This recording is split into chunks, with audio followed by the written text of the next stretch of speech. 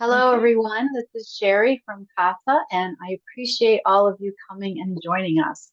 Today, for our Lunch and Learn, we have Jennifer from Prevent Child Abuse Illinois, and she's going to be talking with us about how we respond to children when they are disclosing. It doesn't happen on all of our cases, but it certainly can, and it's something that we like to have as a tool in our back pocket. Jennifer? Yes. Hi, I'm Jennifer Sammartano with Prevent Child Abuse Illinois. I'm a prevention specialist. I cover around 17 counties in the northern part of Illinois. I'm also the program manager for our child sex abuse prevention programs. Prior to my position at Prevent Child Abuse Illinois, I used to work at the DuPage County Child Advocacy Center, where we investigated child sexual abuse, extreme cases of physical abuse, and some child homicide cases. I should also mention that I am currently a facilitator and instructor for the Darkness to Light Stewards of Children Child Sex Abuse program, if you've ever seen that training. And I also serve on the Child Death Review team. That's enough about me. I also want to preface or even just apologize ahead of time. I might have to mute for a second if my dog decides to bark. So I apologize ahead of time. Okay, well, I want you all to take care of yourself because this is definitely a difficult topic to talk about, even think about. So do what you need to do. If you need to get off screen, if you need to get up, move around, go get something to eat, just do whatever you need to take care of yourself. That is so important. So in order to better protect children, we must, one, know the facts regarding child sexual abuse, know signs and symptoms of child sexual abuse, and know how to respond and respond responsibly to child sexual abuse, know how to prevent child sexual abuse, and be willing to talk to others about this topic, because I know it is a difficult topic to talk about.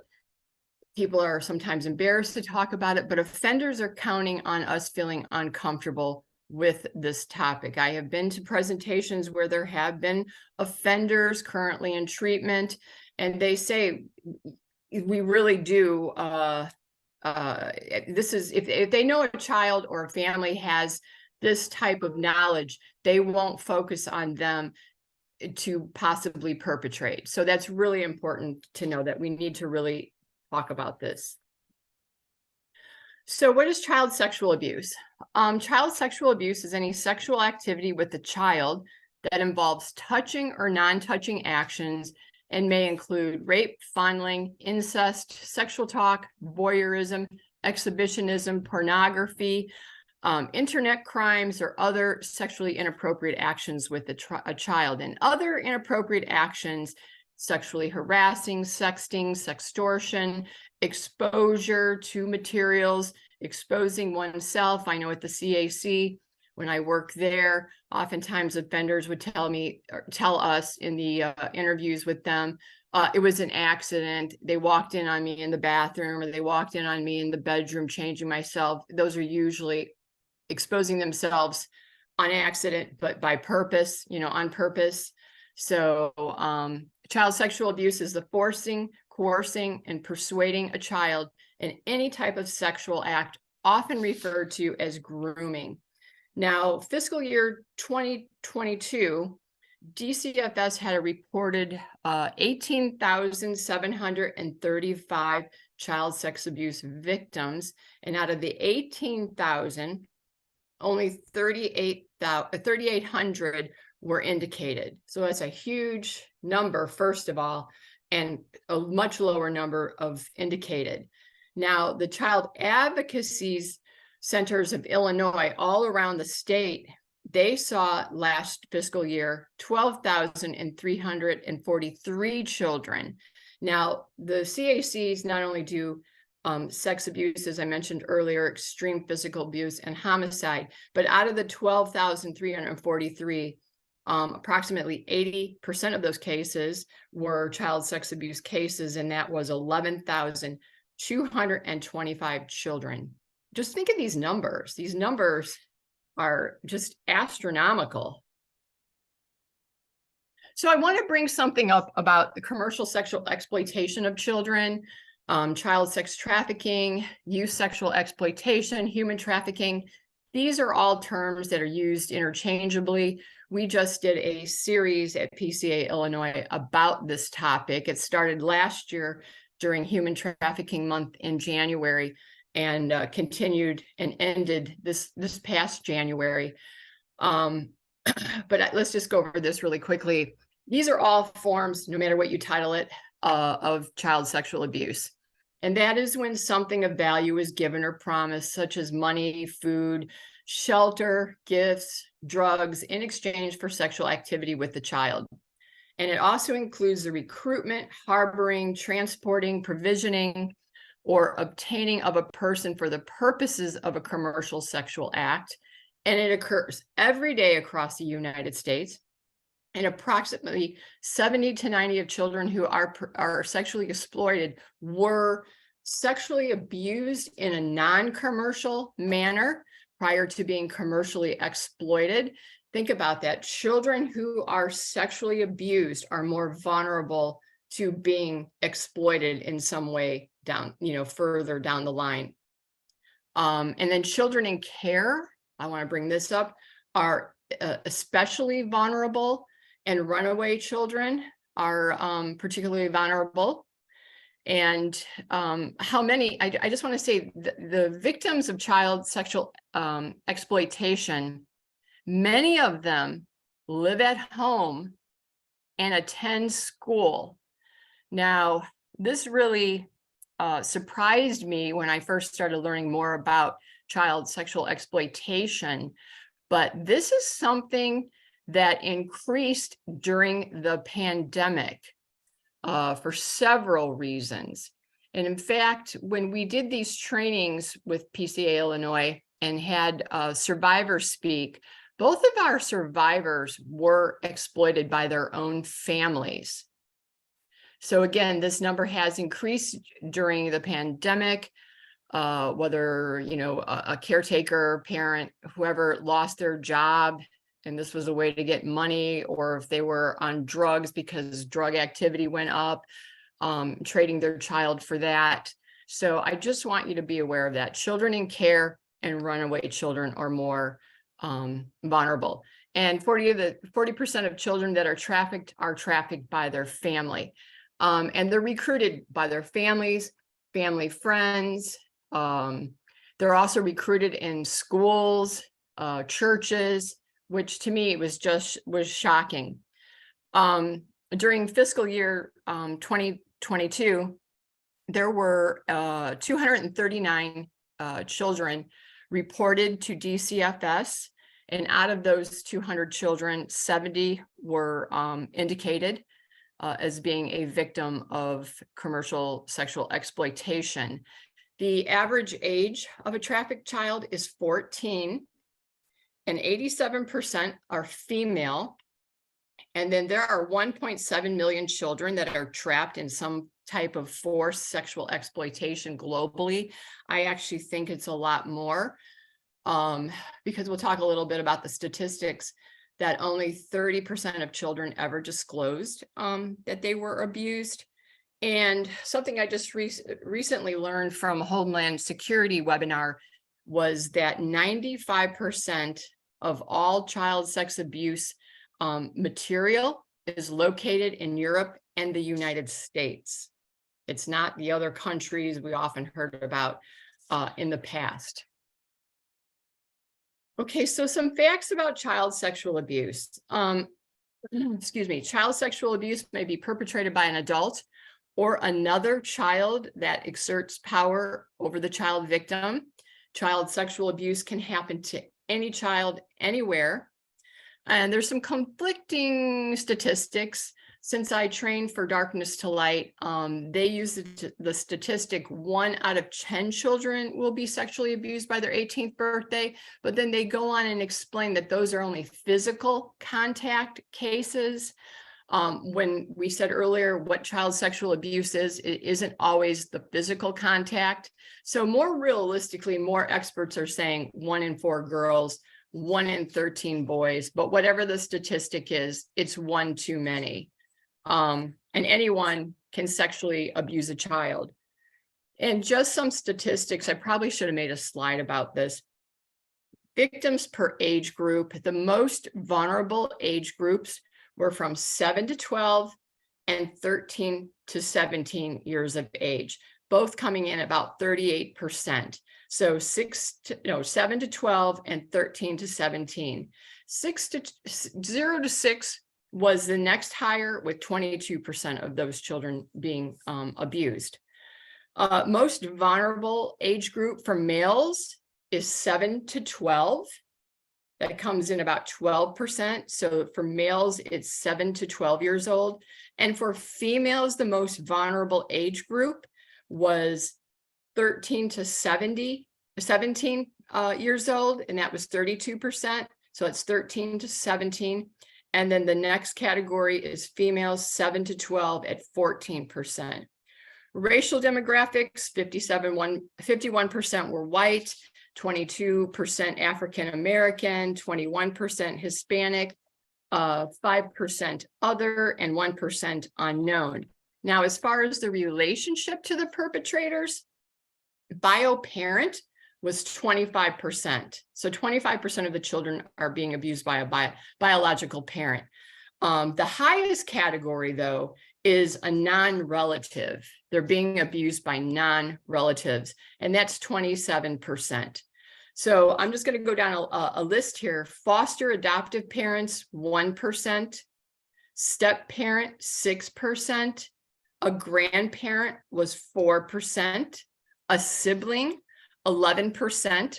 Other relatives, I guess not counting grandparents, would be 12%. Paramour, boyfriend, girlfriend of a parent, 6%. Babysitter, 1%, and unknown, 7%. An unknown could be because the child was, delayed in some way, or the victim didn't want to mention who the offender was. All kinds of reasons for the unknown, or the child was nonverbal, very young, many reasons. So children need all adults in their lives to help better protect them. And many children who are sexually abused never tell anyone about the abuse. So think about that with your caseload. There may be children on your caseload right now that have never told about this abuse and came into the system for another reason. But just know that you may be, and probably are, that one trusted adult that makes them feel comfortable enough to possibly disclose to. So you are that one trusted adult, and we'll talk a little bit about trusted adults a little bit later on. So when the children do not tell, and they are saying that only about 30% ever tell anyone in their lifetimes. Think about that. So if your local CAC saw 500 children, that's only 30% of all the cases out there this particular year. The number would be staggering. To me, it's mind-blowing. There are many reasons why children don't disclose, and we'll go over a couple of those, but girls tell more often than boys. And then most boys will never tell. And if they do decide to disclose, it's decades later into adulthood. So just be aware of that. But why do some children don't disclose? Well, sometimes when they do get enough courage to tell, an adult in their life has not believed them. Sometimes children have their own logic and value systems. They feel shamed. A lot of the offenders, and I've seen this in the CAC cases that I used to deal with, the offenders will tell them it's their fault. They went along with it. Children blame themselves for the abuse. Some took gifts, or physiologically, depending on their age, Physiologically, that might have felt good, but psychologically, they knew something wasn't quite right about the abuse. And again, offender, I had a case where an offender was an uncle, and he gave wonderful gifts to a nephew and a niece and did special outings with them. The parents were very busy, so he gave the children a lot of attention because they weren't getting the attention at home.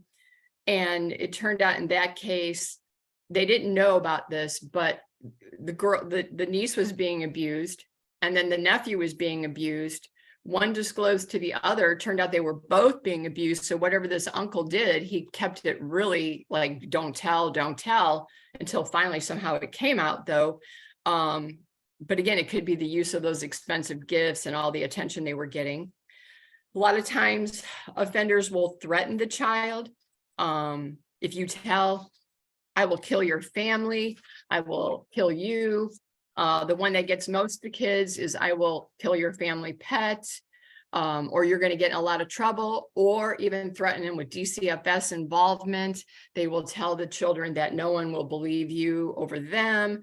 And a lot of, sometimes simply it's just that the child has no knowledge about sex abuse or prevention, and they think that's what all children go through. They see it as normal, sadly. So that's why programs like Aaron's Law is really important. If anybody's familiar with Aaron's Law, it's for kids to be educated about child sex abuse prevention, body autonomy in an age-appropriate way. It's not teaching about sex. It's just teaching how kids can go tell a trusted adult. So thinking about your caseloads, or the children that you are advocating for and care about, you probably see a lot of this in the children that you are caring for. Because sexually abused children are more likely to experience during their childhood, and unfortunately throughout their lives, post-traumatic stress disorder, anxiety and depression, substance misuse. They're aggressive, oppositional, attention, ADHD, and people are like, how can ADHD be related to child sexual abuse? But a lot of times it's really a form of post-traumatic stress disorder, and the child has been misdiagnosed and medicated for something probably that they shouldn't be medicated for. That's a big one.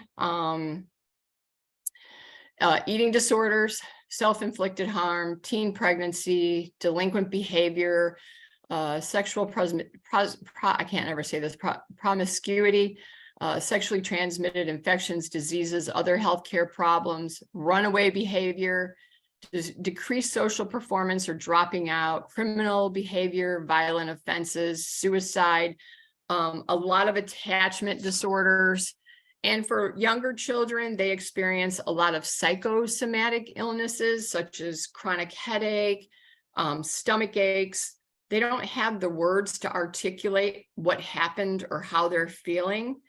And I think a lot of kids in care, again, have come in for one issue, but have never really disclosed or been asked about other traumatic events that occurred in their lives. Because I know I used to also do foster care licensing and a case manager for cases. And a lot of times when children were acting out sexually, in the case file never came the information about this child being sexually abused. So unfortunately, some of the foster families had to find out the hard way. I hope things have gotten much better than they have over the last 25 years ago. I think I did that. So just be aware of all of this. And then, of course, child sexual abuse is an adverse childhood experience. And I'm sure you've had a lot of training on ACEs. And sexual abuse makes up for, or child sexual abuse makes up for 21% of adverse childhood experiences. I think that statistic is a little bit higher now. So just be aware of that. Now, this was new statistics that I found on the Darkness to Light website. As many as 80 children in foster care, 80%, have experienced sexual abuse of some kind. And I would say, does that percentage reflect your caseloads when you think about the children that you're caring about? That's to me really a high percentage. And this is more than 4 times higher than the rate of the general population. And then also, as you know, children in care have experienced compounded or many traumas. So, but you already know all of that. And again, you think about the 80% in foster care have experienced sexual abuse of some kind. And again, you think of that percentage, only 30% ever tell. I'm wondering if that statistic would even be higher. So I got this off the CACI website many years ago, and I love using this. I started using this with teachers because often, I hate to say it, teachers will label the child. And I think things have gotten better. Like here's the one that's antisocial, oppositional, defiant, or, they just come with these diagnoses already. And I always used to plead with the teachers, think about this, not what's wrong with the child, but ask what has happened to this child.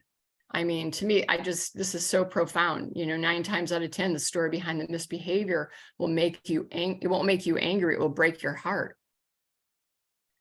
So responding to child sexual abuse and disclosures. Just know that for a child, telling someone about sexual abuse can be very, very difficult thing for them to do. And if they do tell, they oftentimes tell a trusted adult, meaning it could be you. Most children, I mean, maybe it's gotten better now, but most children really don't disclose to their parents a lot. And again, I hope with all the prevention programs that they've implemented in schools, they're supposed to implement it in every school, but I know they don't. Hopefully this has gotten better. And in schools, children tend to tell their teachers the most, because teachers are calling in about like 52% of the child sex abuse cases on average. And also, I'm very aware of the fact for the adult receiving the disclosure of sexual abuse, it can be very, very overwhelming to hear. Not only overwhelming for you to hear as an advocate or hear about another child. I mean, I've seen some parents really flip out when they hear this about their own children. Understandably, it's very difficult to hear. But I just want you to know that it's extremely important for the adult to respond appropriately and responsibly when a child discloses being sexually abused.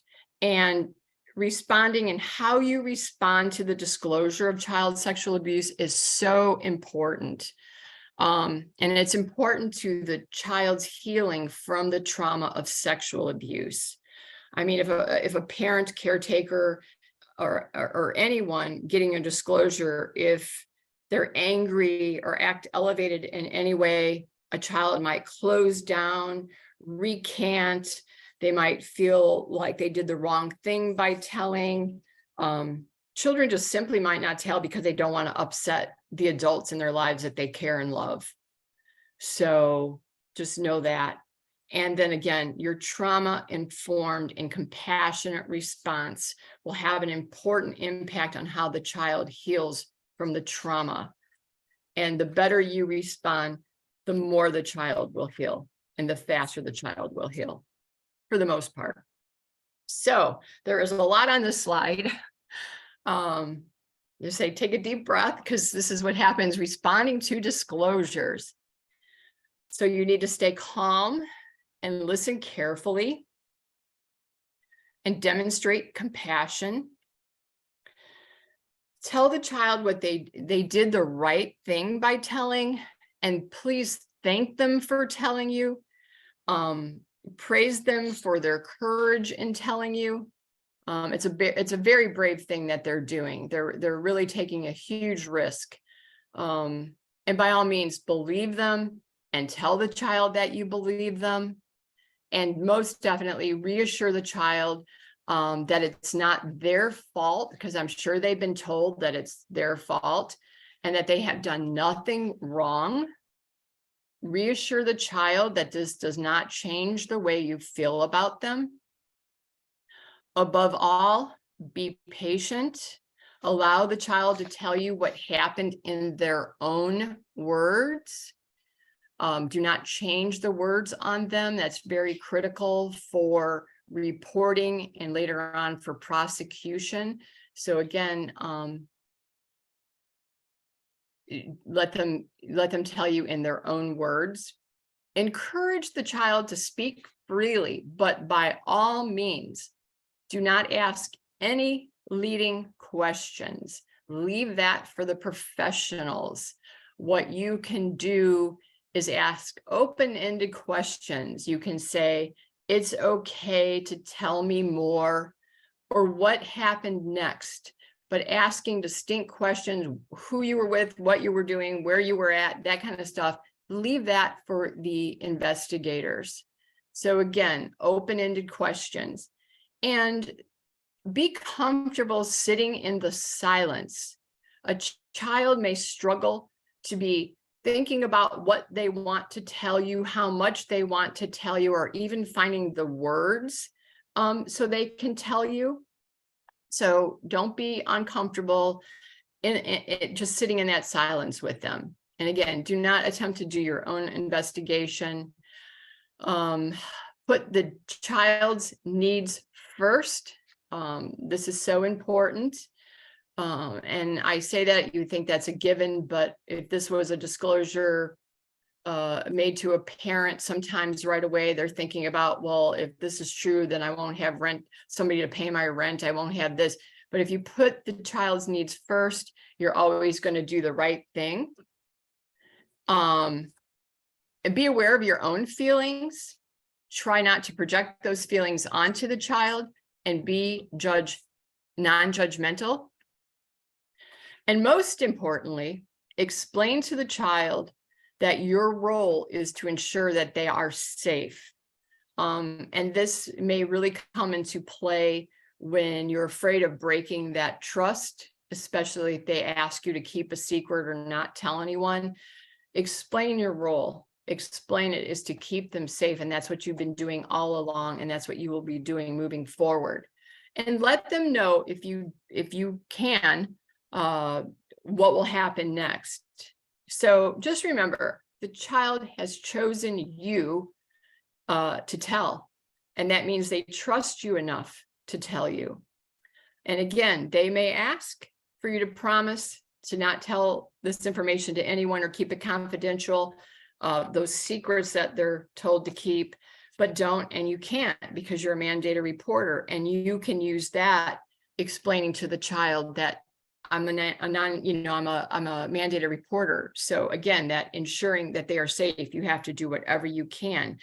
And then by reporting, that shows the child that they are valued and worthy of protection.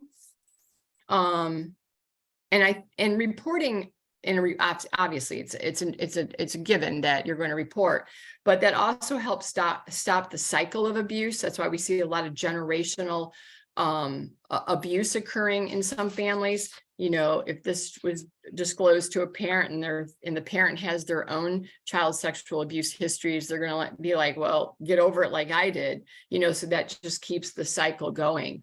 But yeah, so don't be worried about breaking that trust with children. But so the main points: stay calm, listen carefully, believe them, let you know that you believe them. It's not their fault not to do your own investigation, and take action and report it. But there's a few caveats to that.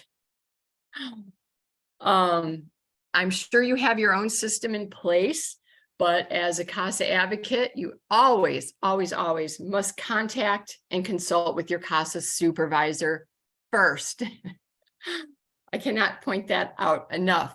That should always be a given, and they will help you and guide you on how to proceed. And of course, call the DCFS hotline. If there's immediate safety concerns, call 911. And again, when reporting, use the child's words, not yours. A defense attorney will have a field day with that, because if this goes to court and the child says, my uncle pet my kitty, and that really is their word for private part, and you use the word for private part when you're explaining it, and then a defense attorney sees the reports that were all made and all these different words all over the place, well, like, the child didn't say this, the child didn't say this. So they have a way of masterminding and manipulating words. And we don't like to see that in the courtroom. So do not use the DCFS online reporting system for cases of child sexual abuse. It's preferred that you don't, because that's really a more immediate response. And again, it's not your responsibility to investigate the abuse or interview the child or even get all of the facts before you call it in. But just contact the authorities, whoever that may be, and there may be several, about what you know or even what you suspect. If a child is acting in such a way or has said some concerning things that might indicate sexual abuse, I would report that as well. And children just need to get all the support and care that they need. And so other immediate consultations with kids on your caseload may be with the DCFS worker that they have, the CASA GAL, the Child Advocacy Center, if they were previously involved, and of course, the state's attorney's office, law enforcement, any treatment providers. They may have disclosed this to their treatment provider, and hopefully the treatment provider would have called in a new case. But all of those people you may need to immediately consult with.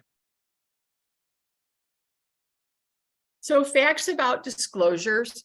Very young children tend to accidentally reveal their abuse. That happens quite a bit. They're just reporting what happened and they just accidentally reported it. School-age children tend to tell a caregiver, but that's a caregiver in school, more than likely the teacher, and even parents. And adolescents are more likely to tell their friends, and it's usually the friends that tell their parents that call in the situation to DCFS. It's never the friends. I've only maybe seen one or two cases where the friends have actually tried to reach out and get their friend help. Children with intellectual disabilities will tend to show through their changes in their behavior. And many children have not been given the tools to understand that the abuse was wrong. And again, I refer to Aaron's Law, the age-appropriate child sex abuse prevention trainings in schools is just paramount for this. And I use the example of Kitty.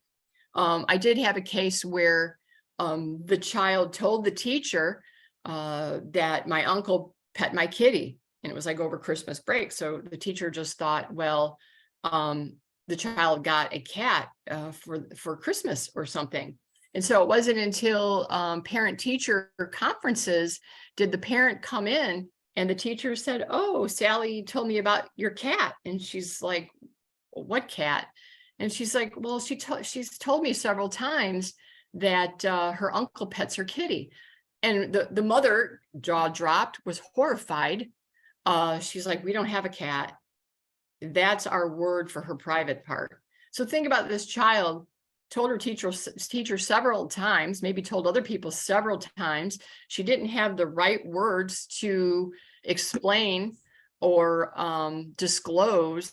And that's why I always tell parents and professionals that work with parents, you have to teach the proper name for body parts early on. But that's another training in and of itself. So, and just know that children rarely lie about sex abuse. And again, I've only seen that maybe in 1 1 or 2 cases in my 7 years at the Child Advocacy Center. And that's very, very rare. I think less than 3%, maybe 5%, less than, maybe 3% that actually would make this up for whatever reason. So from a child's perspective, just know that disclosing may be very, very difficult for them, and it may be one of the hardest things they have ever had to do. And I say, or not, because there have been some children, oh yeah, that happened to me. And some children are just totally devastated by it. And that has a lot to do, resiliency has a lot to do with that. That plays a role into it somewhere. And also maybe being exposed to this before for a long period of time, thinking it's normal. It just depends on the age group of the child. But just know, disclosures for the most part are very difficult. And they will, we've already talked about this, they will blame themselves. They will feel embarrassed, ashamed. They fear being punished because they've been told that. And they may fear that they will not be believed. That's a big one. They may fear harm again for themselves, their family, their pets. The abuser threatened to harm them. They may feel guilty, especially if they have a close relationship with the abuser. They may feel very guilty for revealing the secret, or feel guilty or concerned, and this is really true, that by telling it will disrupt the family in some way, shape, or form. I've actually had kids where they said, you know, I just know this is going to be really hard on my mom financially, and I feel really bad for doing this.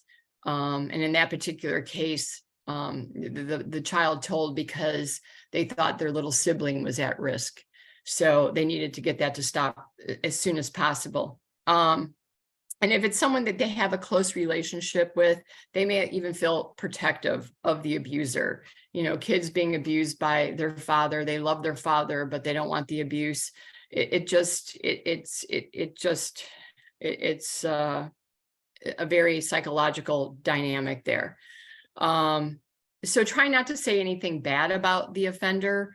I know to adults, if they disclose abuse, we just oftentimes say, I'm sorry that happened to you. You can also tell the child, I'm sorry that happened to you, but I will get you help. I will be here for you.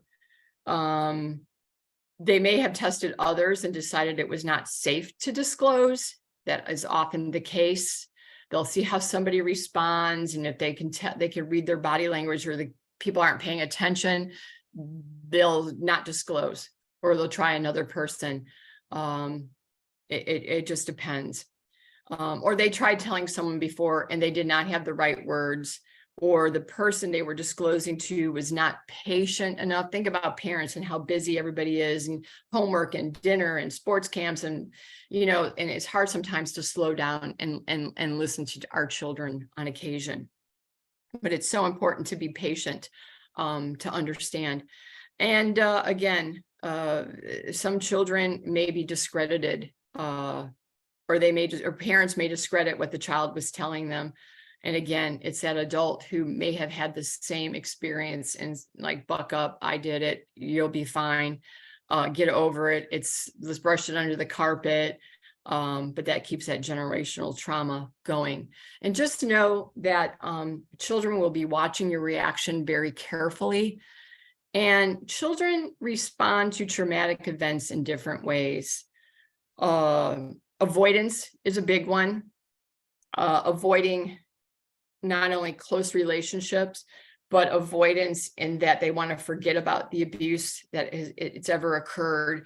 And that is part of a post-traumatic stress response or reaction to. So avoidance, they may disclose and not want to do it, talk about it anymore, or avoid even telling anyone. So a child may simply just want to forget it happened. And as far as how children respond to traumatic events in different ways, at the CAC, I had two different teenage girls. One was abused by her uncle. She was a straight A student, very close family. She was only touched on the inner thigh. She had a horrible breakdown.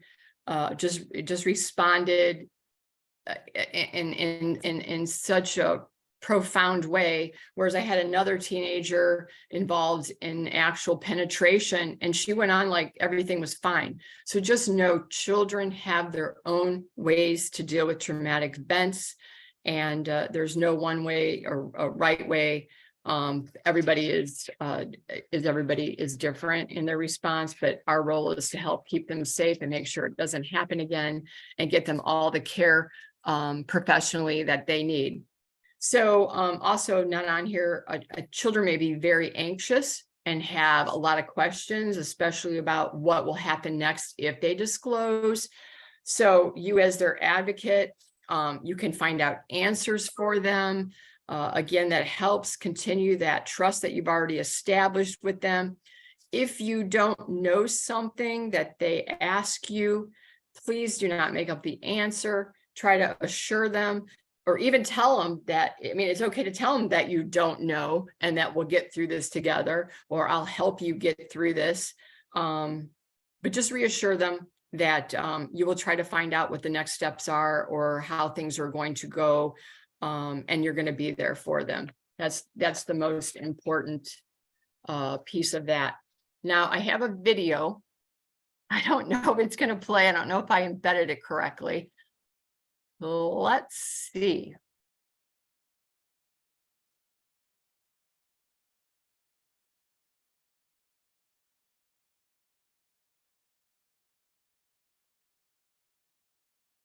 If your child discloses sexual abuse, what do you say? What do you do? He messed with me. What? Stay calm, even if it's difficult. Say, tell me more. Okay, so you were alone with Uncle Bobby. Tell me more. But he told me not to. The secret. No secrets, honey. Tell me more. He touched me here. Tell them, I believe you. It's not your fault. He should never have touched you. Okay, it's not your fault. He said I'd get in trouble if I told. Are you mad? I believe you. Mommy, what are you gonna do?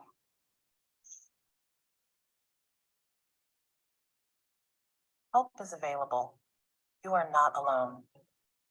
Contact your local sexual assault resource center or call Child Help at 1-800-4-A-CHILD. But if he finds out that I told you, will I be okay? Yes, you will, baby. Okay? I'm gonna make sure you're okay. We're gonna get some help. Let your children know you will keep them safe. Learn more at hotchocolatetalk.org. These are great videos. The organization is committeeforchildren.org, or Hot Chocolate Talks. And what Hot Chocolate Talks does is they break it down about how to talk to children in age appropriate ways and a bunch of other things. Now let's see if I can get to the next slide. Oh, there we go. So I just wanted to say thank you. I know that was kind of a quick training. I want to say thank you for what you do each and every day. You are helping the children, all the children that you know, and especially those in your caseload. You're helping them build resilience just by your relationships with them. And again, you are that one trusted adult. And there's an activity at missingkids.org. I don't know, it's not really about sex abuse. It comes in handy for all types of things, but it's missingkids.org, and it looks like this, and it's called Who is a Trusted Adult? So if you could just go to that link and find it, it talks about, it lets kids draw maybe like 2 different trusted adults in here. Let the kids pick who their trusted adult is should something happen to them. and then name them and why this person is their trusted adult. This is a great activity. And it seems kind of juvenile, but I think this is even great for older kids as well. So that's at missingkids.org. Just put in the search bar, trusted adult activity. So I hoped this has helped to alleviate a little bit of anxiety you might have if a child discloses, or if there's a child that you suspect has been abused. Were there any questions? Anything you want me to go over more?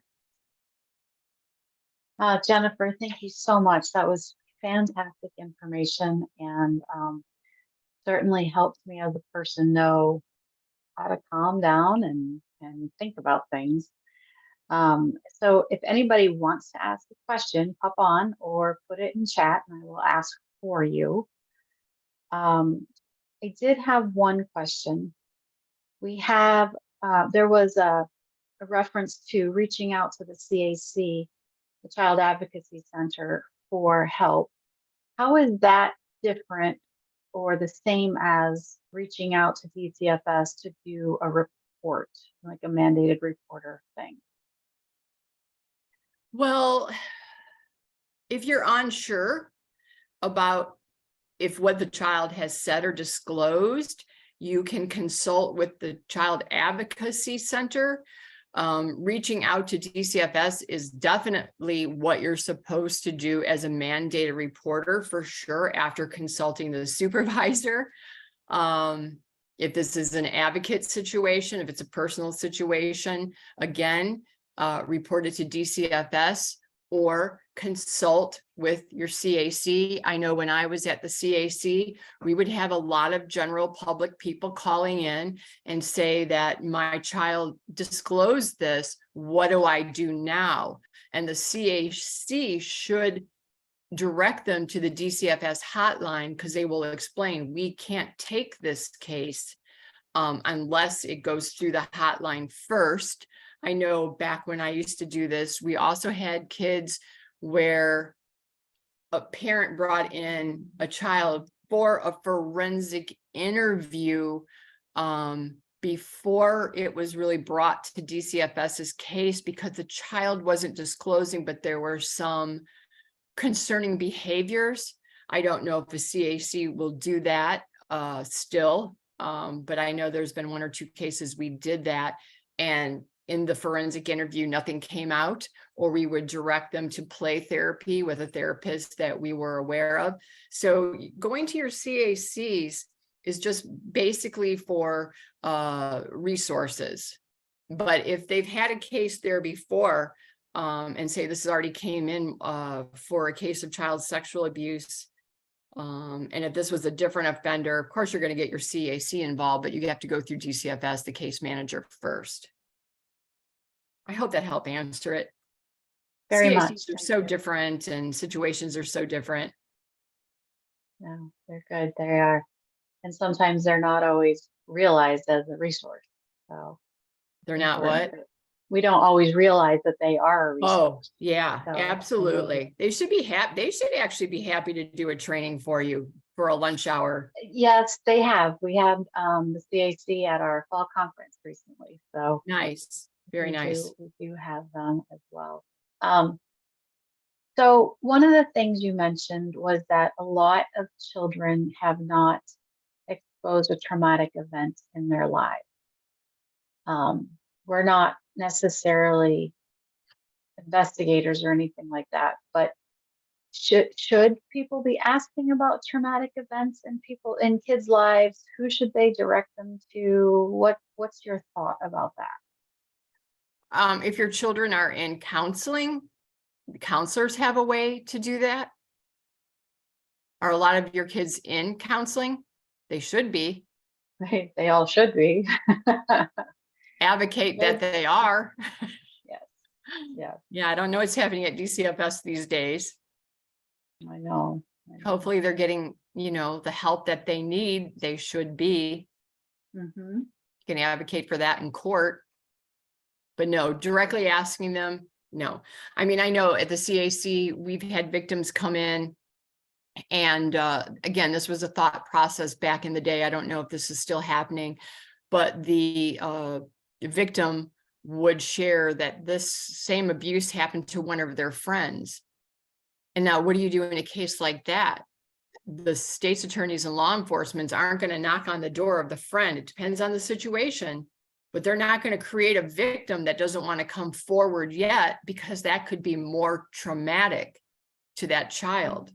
So that's one of those real gray areas, you know, when we had to consult with the state's attorney, and they were in agreement. If this child doesn't want, or teenager, whoever it was at the time, doesn't want to come forward as a victim, we're not going to force them, because you could spiral them out of control and they could commit suicide because they didn't want to talk. You know, I mean, you have to think of all the different situations. And then there's situations where, you know, if a child is disabled or nonverbal, because CACs will, you know, see children with special needs, and even adults with special needs. And those cases are very difficult to try to do a forensic interview with. And so it's a case by case situation. So yeah, but asking them, just let the child share whatever traumatic events they want to share with you. And maybe that's the time with you that they don't want to even think about their trauma. They just want to feel like, you know, someone cares about me, and I just want to be me and be a kid and draw my picture for you, or tell you how my day was, you know, or tell you how much I think this all stinks that this is happening to me. You know, you just got to be there for them in any way possible. Excellent. And I really appreciate you sharing your statistic about sexual abuse from foster families being in the 1% range.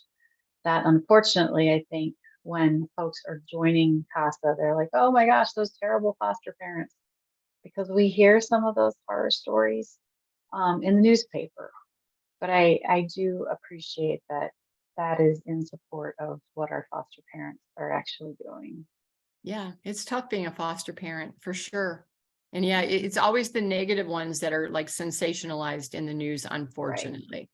I mean, that stat might be a little bit higher. That was done a couple years ago by Darkness to Light, but just a couple years ago. So I tried to do more research on that. I just